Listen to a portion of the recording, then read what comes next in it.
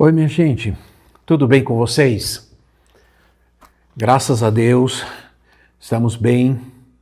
Espero que vocês também estejam todos bem pela graça do Senhor, pela misericórdia de Deus. Nós vamos continuar com o nosso estudo sobre as parábolas de Jesus.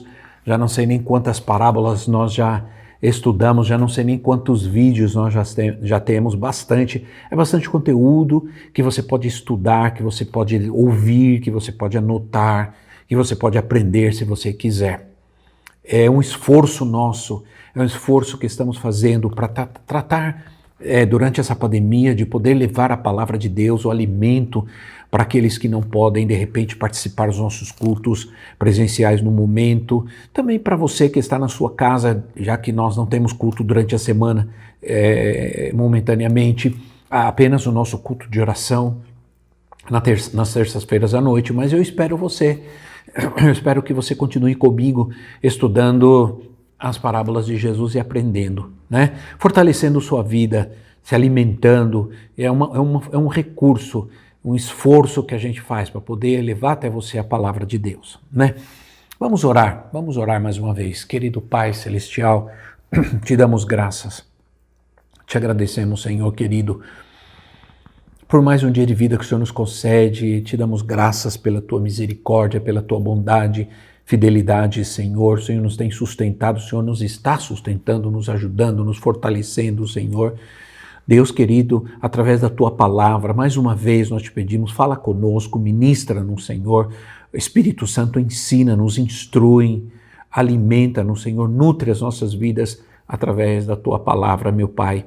Senhor, em nome de Jesus, mais uma vez eu te peço que o Senhor abençoe cada família, cada lar onde está entrando essa mensagem, ó Senhor, através das redes sociais, que o Senhor entre aí, traga a tua paz, a tua bênção, a tua paz, a tua saúde, Senhor, em nome de Jesus, ó Deus, tirando, repreendendo toda a ansiedade, todo o medo, todo o temor, em nome do Senhor Jesus, trazendo, Senhor, a cada casa e a cada família a tua maravilhosa paz.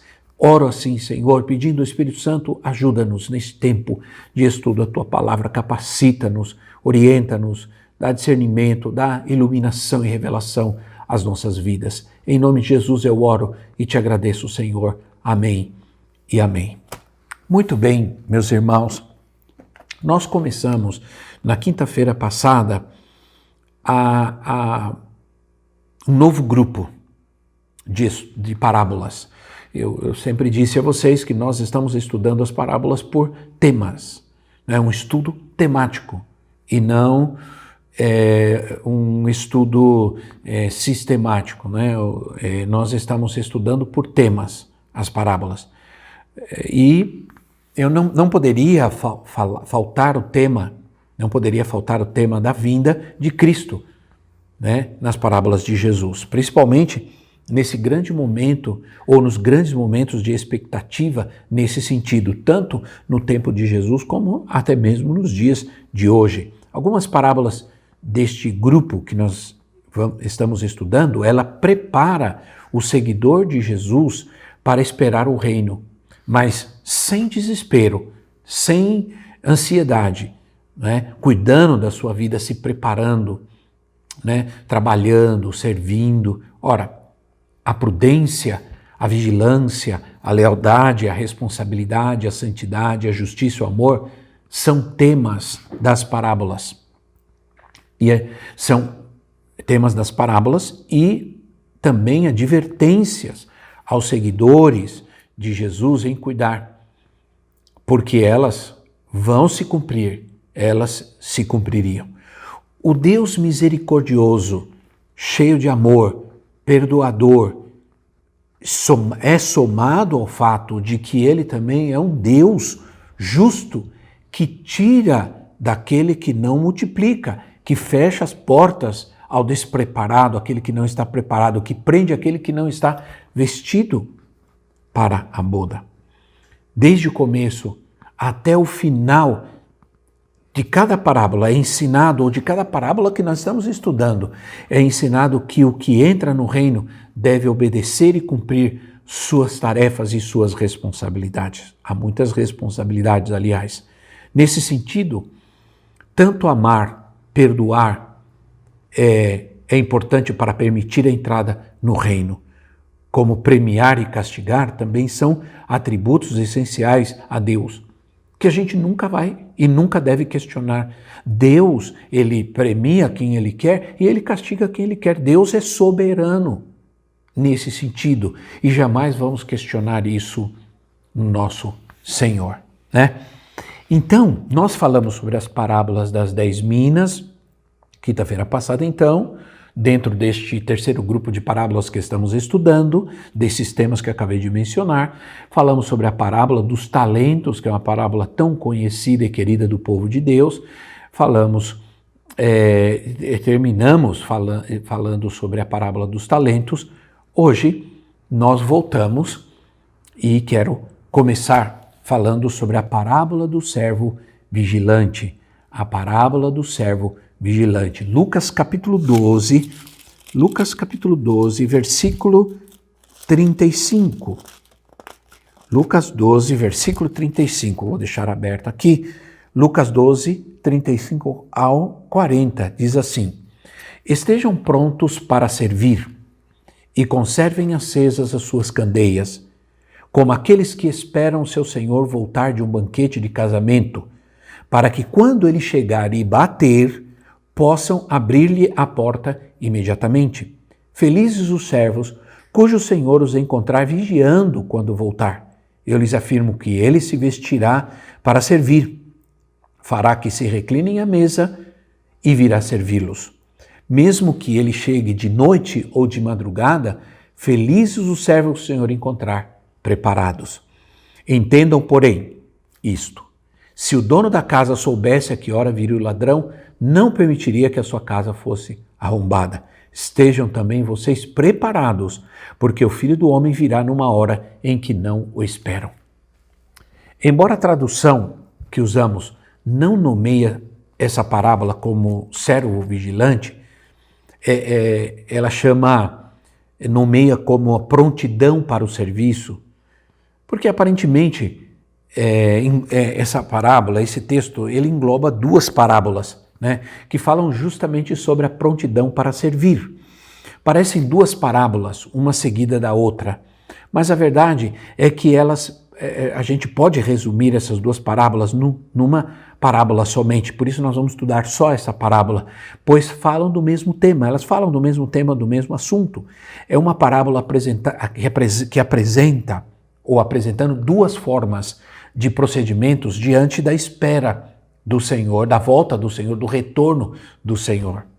Ora, Jesus, ele usa o costume naquela época que tinham os senhores, senhores importantes, que quando tinham algum casamento de alguém muito importante, geralmente esses casamentos, né, eles demoravam dias, 3 dias, as festas destes casamentos demoravam 3 dias, e Jesus usa, sobre esse costume, Jesus constrói essa parábola para transmitir as verdades do reino. Os senhores que participavam desses casamentos eles ficavam nessas festas e os seus servos ficavam em casa esperando. Eles deveriam ficar esperando atentos o regresso do seu senhor. Eles fechavam a porta de entrada e o que o Senhor chama de o servo vigilante ficava de prontidão, esperando o momento da chegada do seu senhor para abri-la imediatamente, não importando a hora, chegando, não importando, de dia, de noite ou até mesmo de madrugada, ele deveria estar pronto para abrir a porta. É óbvia que a motivação desta parábola, porque era uma época de grande expectativa sobre o tema, sobre a vinda do Messias. Essa era uma preocupação dos fariseus e dos escribas, claro, dentro da sua maneira de pensar, mas também era uma preocupação dos discípulos de Jesus. O conteúdo é: qual deve ser o comportamento daquele que espera o retorno do seu Senhor? O servo vigilante espera o seu Senhor, não com preguiça, não com negligência, mas ele espera vigilante, trabalhando, preparando a mesa, sempre pronto para servir o seu Senhor na hora que ele chegasse. Essa é a essência desta parábola, do ensinamento desta parábola, meus irmãos. A tendência humana com relação a qualquer expectativa, e não é diferente com relação à expectativa escatológica, é de negligência, é de desânimo diante da demora, né? Diante da demora. Essa atitude de espera muitas vezes cansa, desanima, né? E às vezes faz com que as pessoas deixem os seus deveres, cumprir os seus deveres, tanto pessoal como coletivo. Ora, alguns esperam o retorno do Senhor e acabam negligenciando a ordem de amar, de perdoar e de fazer justiça. Esses são os 3 pontos principais que os ensinamentos das parábolas nos exigem. Eu vou repetir: amar, perdoar e fazer justiça. Desde Tessalonicenses até hoje, grupos se aproveitam dessa expectativa, sempre se aproveitaram dessa expectativa apocalíptica, né? Escatológica, apocalíptica.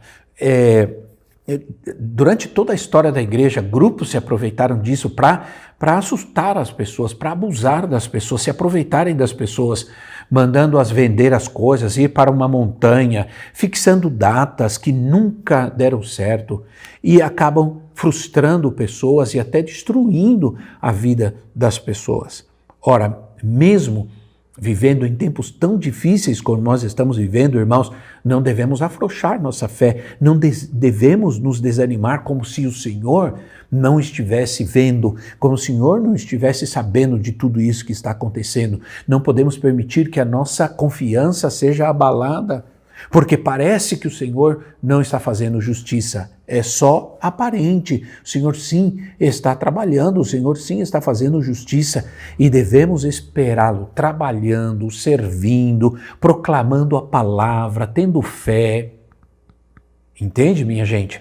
Ora, aqueles que esperam com paciência e diligência, eles serão presenteados pelo Senhor, na volta do Senhor. Eles serão galardoados pelo Senhor. Nessa segunda vinda, o Senhor virá e honrará os seus servos, se tornando até servo deles, até servindo-os, né? Essa passagem mostra claramente a bênção que está reservada para aqueles que aguardam o Senhor e forem encontrados plenamente preparados. Ora, felizes esses servos, diz o versículo 37, eles serão servidos pelo seu Senhor. O Senhor o Senhor se vestirá, né, vestirá um avental de servo e vai servir a esses servos. Que essa inversão de serviço que vemos aqui nessa parábola demonstra claramente a recompensa da glória que está reservada aos verdadeiros discípulos que esperam diligentemente ao seu Senhor. Minha gente, foi inevitável para mim, me lembrar de Jesus e os seus discípulos na noite da última ceia, né? Quando depois de cear com seus discípulos, ele disse: eu lhes digo, isso está em Mateus capítulo 26, versículo 29, Mateus 26, 29. Eu lhes digo que de agora em diante não beberei deste fruto da videira até aquele dia em que beberei o vinho com vocês no reino de meu Pai. Há um banquete que nos espera na presença do nosso Senhor. E provavelmente nesse banquete seremos servidos por Ele na sua presença. Na presença do Pai, seremos servidos por Ele na presença do Pai. Ora, não importa realmente pensar em que sentido será isso. Realmente não importa. O que importa é saber que a minha recompensa será estar na presença do meu Senhor e participar da sua glória. Não é maravilhoso isso, meus irmãos? Ora, a maravilha dessas parábolas é que elas nos afirmam e nos advertem sobre a iminente volta do Senhor e que definitivamente nós devemos estar preparados para o seu retorno. Aconteça o que acontecer, demorando ou não demorando, tardando ou não tardando, o discípulo do reino tem a responsabilidade de sempre estar preparados. Essa é a vontade de Deus para todas as gerações. Todas as gerações. Muito bem. Vamos à segunda parábola. A parábola da figueira estéril. Ora, uma parábola pequena, mas também muito importante. Lucas capítulo 13, do versículo 6 ao versículo 9. Lucas 13, do 6 ao 9, diz assim. Então contou esta parábola. Um homem tinha uma figueira plantada em sua vinha. Foi procurar fruto nela e não achou nenhum. Por isso disse ao que cuidava da vinha: já faz 3 anos que venho procurar fruto nesta figueira e não acho. Corte-a. Por que deixá-la inutilizar a terra? Respondeu o homem: Senhor, deixa por mais 1 ano, e eu cavarei ao redor dela e a adubarei. Se der fruto no ano que vem, muito bem, se não, corte-a. Não há dúvidas aqui que nós podemos interpretar corretamente essa parábola, irmãos, afirmando que ela se refere, que ela está direcionada, à nação de Israel. Claro, também contém princípios e ensinamentos espirituais para nós. Várias vezes a nação de Israel é comparada à figueira e também é comparada à vinha. Dizem que uma figueira, depois de plantada, ela tem 3 anos para dar frutos. Se isso não acontecer, ela deve ser arrancada e deve ser jogada fora, deve ser queimada, para que ela não atrapalhe o crescimento das outras árvores ao seu redor, tirando o seu abstrato para sobreviver. Ela pode atrapalhar o crescimento, afetar a terra, tirar aquele abstrato que as outras precisam para crescer e dar frutos. Vários intérpretes concordam com esses 3 anos, que esses 3 anos, eles podem referir-se ao ministério de Jesus. Afinal, Jesus veio para o que eram seus e os seus o rejeitaram. Nesses 3 anos, foi dada a Israel a oportunidade de reconhecer a Jesus como Messias. Esse era o fruto esperado e não aconteceu. O mais maravilhoso, meus irmãos, é saber que Deus é misericordioso. Aquele cuidador, ele pode muito bem representar o Espírito Santo, que trata conosco, que nos prepara, que prepara a nossa vida, a nossa terra, para darmos frutos ao Senhor. Afinal, foi o Senhor quem foi lá procurar fruto, mas ele tinha um cuidador, e esse cuidador disse: eu vou cuidar, eu vou regar, eu vou adubar essa terra. O Senhor vai dar a Israel uma outra oportunidade. Isso é o que o Senhor está dizendo, 1 ano mais, o ano agradável do Senhor, o ano aceitável do Senhor para Israel, para todos nós. Todos nós temos essa oportunidade, mais uma oportunidade de Deus, e devemos aproveitá-la, minha gente. Deixar que o Espírito Santo trate conosco, adube a nossa vida, tira tudo aquilo que atrapalha a nossa frutividade e nos prepara para dar frutos abundantes para nosso Deus. Tira de nós tudo aquilo que realmente não vale a pena carregar, todo esse peso, mágoa, ressentimento, tudo isso que não vale a pena carregar, que impede da gente dar frutos abundantes para o nosso Senhor. Ora, essa é a advertência que nos dá esta parábola, essa é a advertência que nos traz o Senhor. Vamos à próxima parábola, uma parábola também muito conhecida, muito querida da igreja, também uma parábola que é usada por todos os pregadores para chamar atenção, para advertir da volta do Senhor, para trazer ensinamentos preciosos, e nós vamos estudá-la neste momento, um pouco mais detidamente. Mateus capítulo 25, versículo 1 a 13, nós vamos falar sobre a parábola das 10 virgens. A parábola das 10 virgens. Mateus 25, de 1 a 13, diz assim: o reino dos céus, pois, será semelhante a 10 virgens que pegaram suas candeias e saíram para encontrar-se com o noivo. 5 delas eram insensatas e 5 eram prudentes. As insensatas pegaram suas candeias, mas não levaram óleo consigo. As prudentes, porém, levaram óleo em vasilhas juntamente com suas candeias. O noivo demorou a chegar e todos ficaram com sono e adormeceram. À meia-noite, ouviu-se um grito: o noivo se aproxima! Saiam para encontrá-lo! Então todas as virgens acordaram e prepararam suas candeias. As insensatas disseram às prudentes: deem-nos um pouco do seu óleo, pois as nossas candeias estão se apagando. Elas responderam: não, pois pode ser que não haja o suficiente para nós e para vocês. Vão comprar óleo para vocês. E saindo elas para comprar óleo, chegou o noivo. As virgens que estavam preparadas entraram com ele para o banquete nupcial. E a porta foi fechada. Mais tarde, vieram também as outras e disseram: Senhor, Senhor, abre a porta para nós. Mas ele respondeu: a verdade é que não as conheço. Portanto, vigiem, porque vocês não sabem o dia e nem a hora. As 10 virgens aqui se referem aos cristãos. Eu sei que existe uma interpretação de que 5, as nécias não eram cristãs, não eram crentes, não eram ímpias, eram incrédulas, e as prudentes eram cristãs. Mas aqui nós vamos ver, durante o estudo dessa parábola, que as 10 virgens se referem aos cristãos e o noivo é Jesus. A parábola fala do tempo da volta de Jesus, portanto, a ênfase é o reino e não a salvação. A ênfase é o reino e não a salvação. E como as parábolas desse grupo nos adverte sobre a aparente demora e o atraso do noivo, né? O aparente atraso do noivo, a aparente demora, e sobre estar preparados. Ora, as virgens representam aqueles que foram recriados em Cristo. A Bíblia jamais usa a expressão virgem para o ímpio, para se referir ao ímpio pecaminoso, jamais. Nós vamos encontrar na Bíblia que virgem se refere à noiva de Cristo, à igreja de Cristo, aqueles que são salvos. Isso para nós, é nítido, é claro. Ora, o texto, porém, fala de 2 classes de virgens.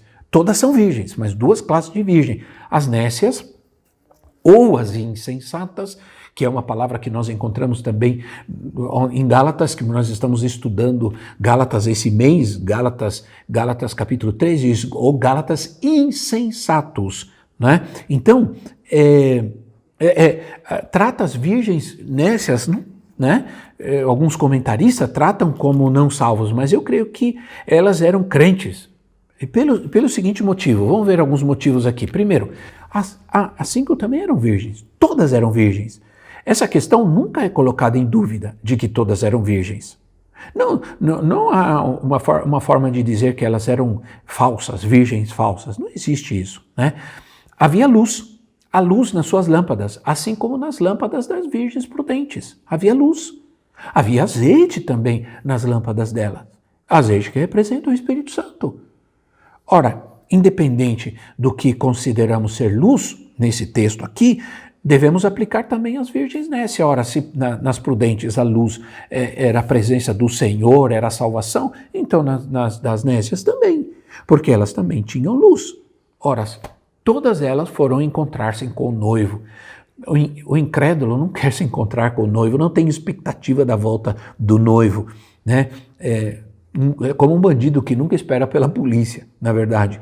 Todas foram encontrar-se com o noivo, todas tinham expectativa, todas tinham lâmpadas, todas tinham óleo, todas queriam ver o noivo, todas esperavam pelo noivo. À meia-noite ouviu-se um grito. Esse grito, irmãos, ele representa mesmo a trombeta, a última trombeta, para a voz do arcanjo, na última trombeta. O grito é para todas as virgens, não é só para aquelas que eram prudentes. Há óleo nas lâmpadas, nas candeias, como diz aqui essa versão, lâmpadas, é a mesma coisa,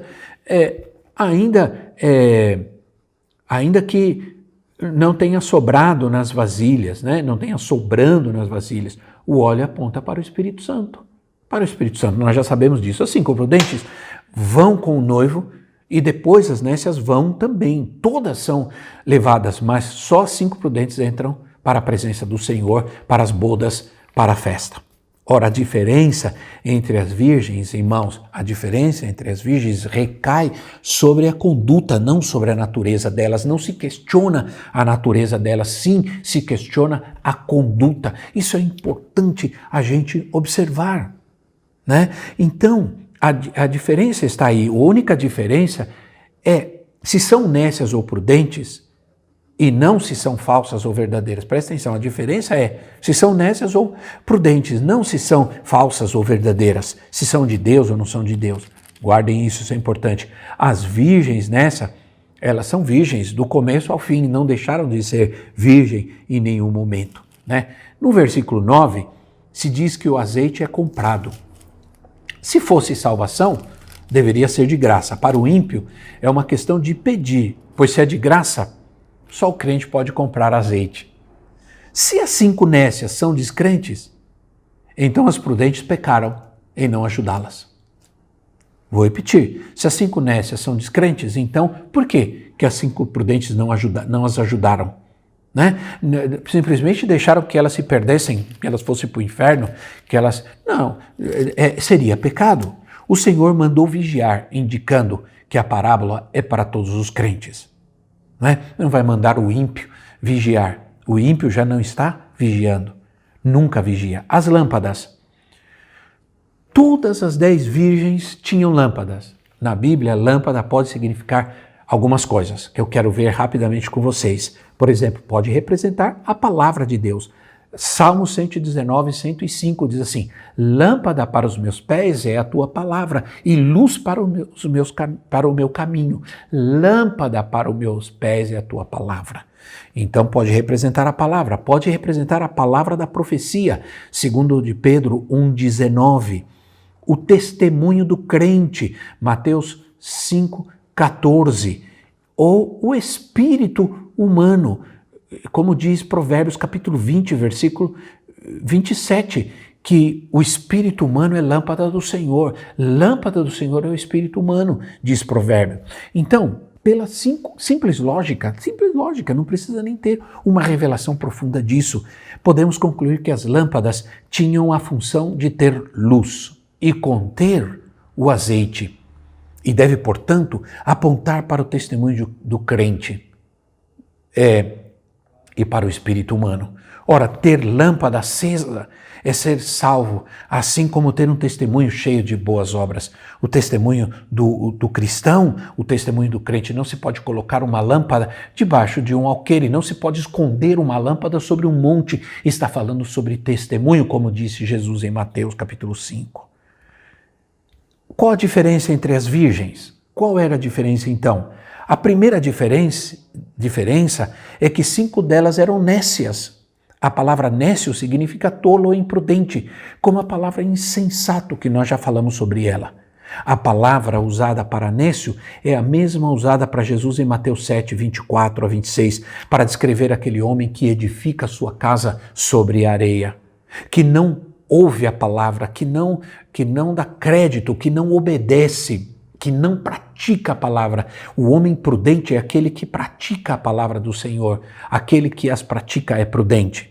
Ora, ser nécio é andar segundo as suas próprias ideias e não obedecer a palavra, como nós já vimos.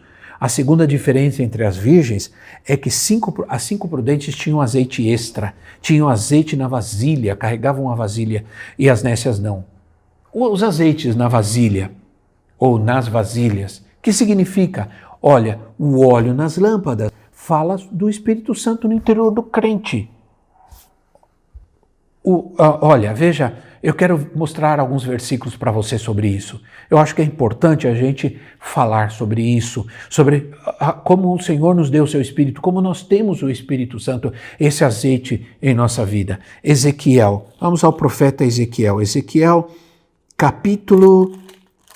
Aqui está, Ezequiel capítulo 36, versículo 26. Ezequiel 36, 26 diz assim: darei a vocês um coração novo e porei um espírito novo em vocês. Tirarei de vocês o coração de pedra e lhes darei um coração de carne. Porei o meu espírito em vocês e os levarei a agirem segundo os meus decretos e a obedecerem fielmente as minhas leis. Ezequiel 36, 26 e 27. Efésios 1,13. Efésios 1,13 diz assim, Efésios 1,13. Nele, quando vocês ouviram e creram na palavra da verdade, o evangelho que os salvou, vocês foram selados com o Espírito Santo da promessa. Provérbios 20 e 27 que já vimos. O espírito do homem é lâmpada do Senhor e vasculha cada parte do seu ser. Romanos 8, 9. Vocês, porém, não estáis na carne, mas no Espírito, se de fato o Espírito de Deus habita em vocês. E se alguém não tem o Espírito de Cristo, esse tal não é dele. 2 Coríntios 13, 5 diz assim, examinai-vos a vós mesmos se realmente estáis na fé, provai-vos a vós mesmos ou não reconheceis que Jesus Cristo está em vós, se não é que já estáis reprovados. E finalmente, 1 João 3, 24 e 4, 13 diz, e aquele que guarda os seus mandamentos permanece em Deus e Deus nele. E nisto conhecemos que ele permanece em nós pelo Espírito que nos deu. Nisto conhecemos que permanecemos nele e ele em nós, em que nos deu o seu Espírito, ou do seu Espírito. Ter o azeite nas lâmpadas aponta para a nossa salvação. Se somos salvos, possuímos o Espírito Santo. Isso nós sabemos, isso é bíblico correto. Portanto, temos azeite em nossas lâmpadas, em nossa vida. Mas, por outro lado, o óleo nas vasilhas, irmãos, significa ser cheio do Espírito Santo. É isso que o Senhor quer de nós. Gálatas diz, enchei-vos, não vos embriagueis com vinho, onde há dissolução, mas enchei-vos do Espírito. Somente andando no Espírito nós podemos vencer as concupiscências da carne. Ora, ser cheio do Espírito é ter aquele azeite adicional, né? Ser transbordante no Senhor, no Espírito. Ser cheio é uma questão de buscar constantemente, estar na presença do Senhor. Depois de receber o Espírito na regeneração, é manter-nos cheios do Espírito. O Senhor está interessado em que a gente tenha óleo extra, que a gente esteja cheio do Espírito Santo. Só cheios do Espírito Santo nós podemos vencer todas essas situações tão difíceis pelas quais nós estamos passando. Ora, eu disse que nós íamos estudar com cuidado esta parábola, né? Porque ela tem tantas lições tão importantes. E eu estava estudando, sempre estudei essa parábola, e cada vez que eu estudo, eu aprendo algo novo e vou anotando e vou guardando. E aqui está tudo que eu aprendi dessa parábola maravilhosa. As virgens adormeceram, todas elas adormeceram, todas elas. A demora do Senhor foi um teste para as virgens. Essa é a advertência, volto a dizer, a advertência de todas as parábolas, principalmente essa deste grupo, desse terceiro grupo de parábolas que estamos estudando. Agora, como o Senhor demorou, elas dormiram. Na palavra de Deus, dormir tem pelo menos dois significados importantes. Primeiro, dormir se refere à apostasia, ao desviar-se do caminho, né? Apostatar da fé, ou desviar-se do caminho. Olha o que diz Romanos 13, de 11 a 14. Romanos 13, de 11 a 14. Romanos, eu vou ver se estou aqui. Façam isso, compreendendo o tempo em que vivemos, chegou a hora de vocês despertarem do sono. Olha só, despertarem do sono, porque agora a nossa salvação está mais próxima do que quando cremos. A noite está quase acabando, o dia logo vem. Portanto, deixemos de lado as obras das trevas e vistamo-nos a armadura da luz. Comportemo-nos com decência como quem agem à luz do dia, não em orgias e bebedeiras, não em imoralidade sexual e depravação, não em desavença ou inveja. Pelo contrário, revistam-se do Senhor Jesus Cristo e não fiquem premeditando como satisfazer os desejos da carne. Romanos 13, de 11 a 14. Que tremendo! Chegou a hora de vocês despertarem do sono. É agora, nossa salvação está próxima, já se aproxima a nossa salvação. Precisamos despertar do sono, o dia logo vem. Vamos deixar as obras da noite, da escuridão, daquilo que... Vamos deixar as coisas escondidas, as coisas que estão ocultas. Vamos assumir as obras do dia. Né? Vamos nos comportar com decência, como quem age na luz, como quem age na verdade, irmãos. Essa é a advertência que o Senhor nos está fazendo. É dessa forma que nós nos preparamos. Se você fala, como devo me preparar? Aqui está o que o Senhor está falando para nós. Como devemos realmente nos prepararmos. Não é? Não fiquem premeditando as coisas, como pecar, como satisfazer as coisas da carne.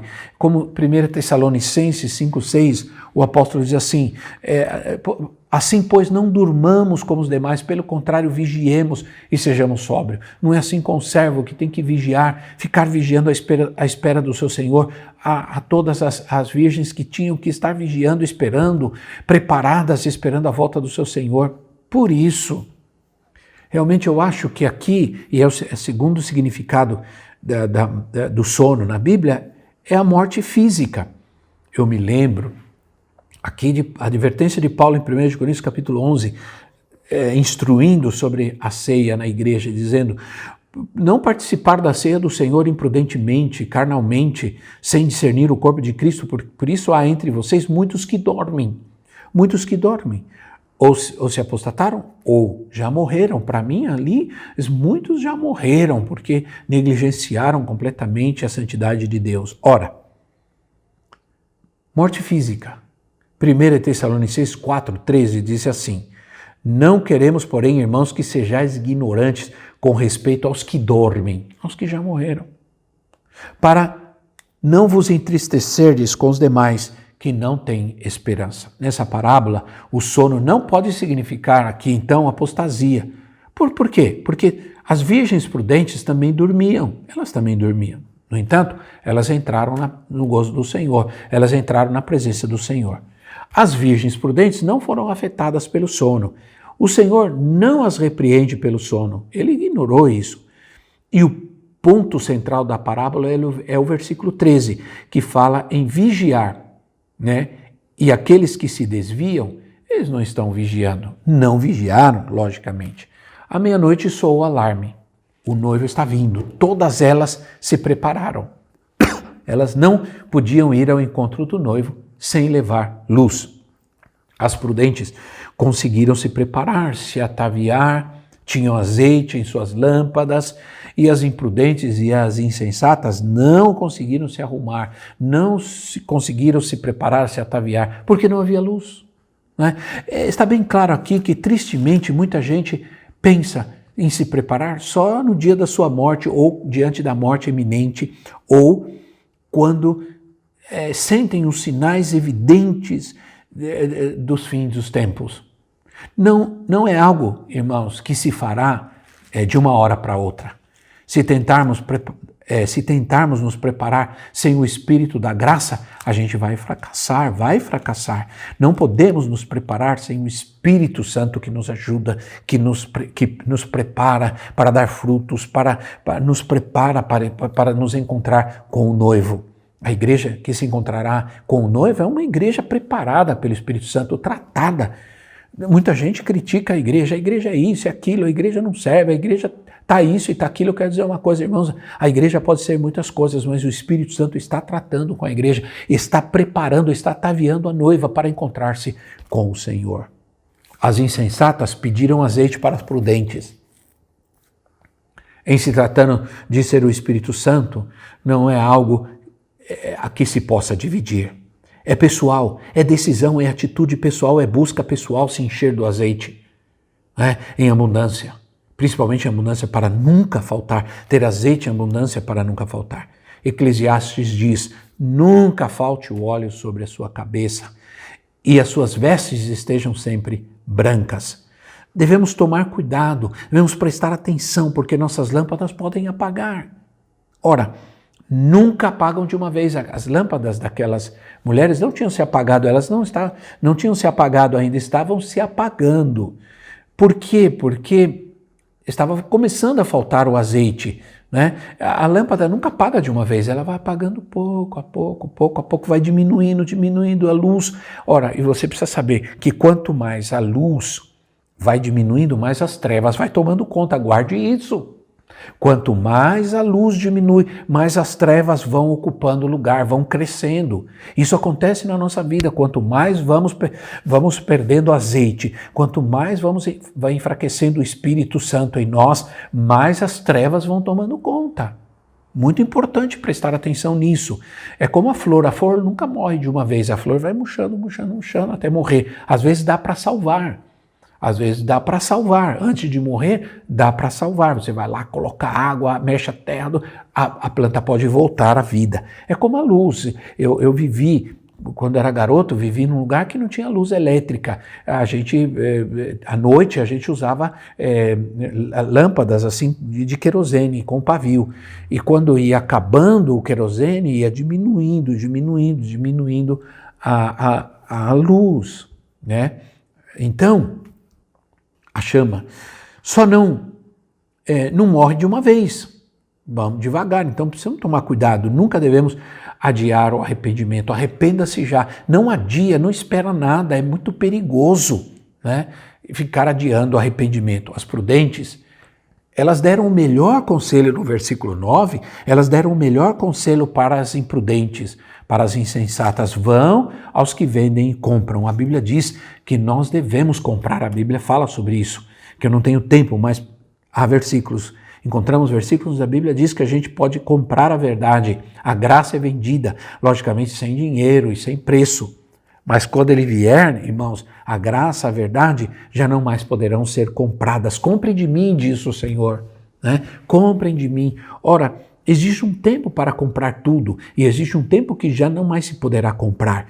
Certamente existe arrependimento na hora da morte, por exemplo. Mas isso é um risco grande. Olha, é o arrependimento que leva à salvação sem recompensa. Guarda isso. Ora, irmãos, pode não dar tempo de se arrepender. Então, esse é o risco. Alguns despertam para a sua condição e para a sua situação diante de Deus muito tarde. Não adie nunca. É este o momento, este é o ano aceitável do Senhor. Né? Não adie, não se arrependa agora, tome a decisão agora, não fique esperando nada, não culpe ninguém. Não culpe ninguém para a situação da sua vida, para o seu desânimo, sua falta de fé. Não culpe as pessoas, não culpe a pandemia, não culpe a igreja, nem os pastores. A gente tem que cuidar da nossa lâmpada. A gente tem que cuidar de manter o azeite, de manter a luz acesa. Irmãos, este é o ano aceitável do Senhor. Se para o mundo o que está acontecendo é um desastre, para nós é uma grande advertência, né, para que nos preparemos. Não há nenhum indício de que as insensatas estavam preparadas de novo quando elas correram, já quando a porta estava fechada. Não há. Quando a porta é fechada, jamais será aberta outra vez. Não foi isso que aconteceu com a arca de Noé? A porta fechou. E o Senhor fechou a porta por fora, não se podia abrir mais. Veio o dilúvio, as pessoas desesperadas correram, bateram certamente, gritaram, mas não se podia abrir mais, o Senhor fechou a porta por fora. Noé não conseguiria abrir mais a porta. E entenda uma coisa, a Bíblia diz que Noé advertiu-os da sua geração. Certamente enquanto construía a arca, e levou um bom tempo para construir, anos para construir a arca, com todas as ferramentas que tinham naquele tempo, Noé, enquanto isso, ia advertindo as pessoas, olha, vai acabar, olha, vai terminar, olha, a ira do Senhor virá, olha, vocês precisam se preparar. E ele foi advertindo, mas ninguém deu ouvidos. Quando Noé entra na arca com sua família e fecha a porta, acabou. Não deu mais tempo. E é isso que o Senhor está falando para nós, minha gente. Vamos nos preparar, vamos estar atentos, vamos aproveitar a oportunidade que o Senhor nos está dando. Outra vez a parábola do Senhor termina com uma advertência. Não sabemos a hora nem o dia, muito menos o mês e o ano. Simplesmente devemos estar preparados. Vou terminar aqui, porque o nosso tempo já passou bastante. Que Deus abençoe a sua vida, que você ouça a advertência, ouça a palavra de Deus e vamos estar juntos, vamos nos preparar, vamos encher-nos do Espírito Santo para estar prontos e preparados para qualquer situação que vier. Que Deus abençoe a sua vida. Fica na paz e na graça do Senhor.